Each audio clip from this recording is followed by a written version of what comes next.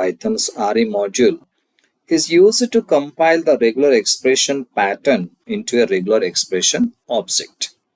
Now, let's understand by taking an example here. Say we have, as usual, imported this RE module.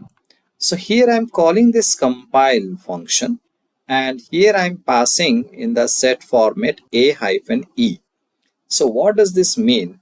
It is going to find out and list all the lowercase letters that is in between A and E in the given input string. So now when I'm going to apply this pattern, okay, I mean this after the compilation is done, this P is now dealing with on this P is going to take out only those objects or those set of characters which are matching with A or B or C or D or E.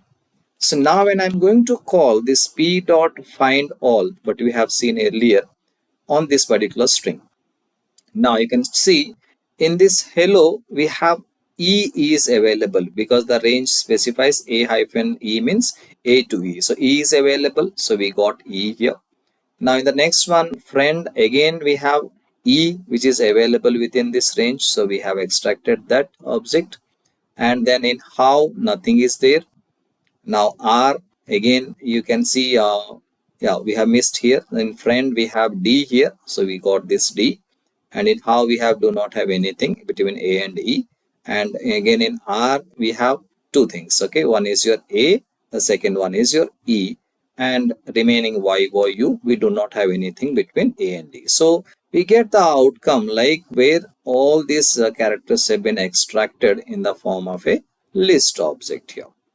Now if you see another example where I am going to use this compile, and this you understand like /d means it is going to look into all the decimal digits from 0 to 9. So now using that pattern after this compilation, we are going to call find all, and on this particular string when I'm going to check, it is going to find out where there is a digit available between 0 and 9. So we can see this is the first occurrence, we have 1, so I get this as an object.